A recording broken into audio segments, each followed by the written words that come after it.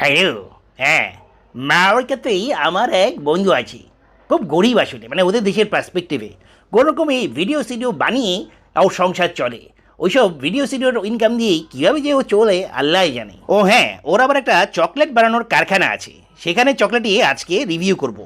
নাম হচ্ছে ফেস্টিভ্যালস। এই দেখতেই পাচ্ছ, প্রথমেই এটা হচ্ছে পিনাট বাটার ফ্লেভার। হ্যাঁ, খেতে কিন্তু এটা এই রিসেসের মতো, মানে খেতে কিন্তু চমৎকার। এর পরের ফ্লেভার হচ্ছে মিল্ক ক্রাঞ্চ।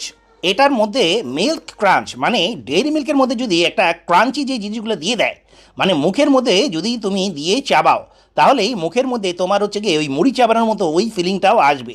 চকলেট খাচ্ছ মুড়ি দিয়ে নাকি, খেতে কিন্তু দারুণ।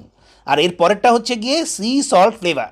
হ্যাঁ, ডার্ক চকলেট তো আমরা অনেকেই খেতে পারি না তিতো স্বাদের জন্য, মানে অনেক বেশি হচ্ছে কি তিতো থাকে, কিন্তু তার মধ্যে এই সি সল্টের বড় বড় চাঙ্ক দেওয়া থাকাতে খেতে কিন্তু একটু লবণ লবণ লাগে। এর পরের ফ্লেভার হচ্ছে গিয়ে মিল্ক চকলেট, বা আমরা সাধারণভাবে যেটাকে ডেইরি মিল্ক ক্যাডবেরি চকলেট যেগুলো আছে সেগুলোর সাথে তুলনা করতে পারি। খেতে খারাপ না। পোলাটা আমাকে বলেছিল ওর এই চকলেটগুলো নাকি নামি দামি ব্র্যান্ডের যেসব চকলেট আছে সেগুলো থেকেও খেতে মজা। হ্যাঁ, আমি এবার এই হার্শির সাথে খেয়ে হচ্ছে দেখছি। হ্যাঁ, হার্শি খেতেও যেমন হচ্ছে কি একটা মানে ক্লাসি ভাব আছে, এই চকলেটগুলো কিন্তু খেতে খারাপ না। তোমরা চাইলে খেতে পারো। ওই ছেলেটার হচ্ছে গিয়ে ফেসবুক পেজের লিঙ্ক তোমাদেরকে দিয়ে দিব, কেমন?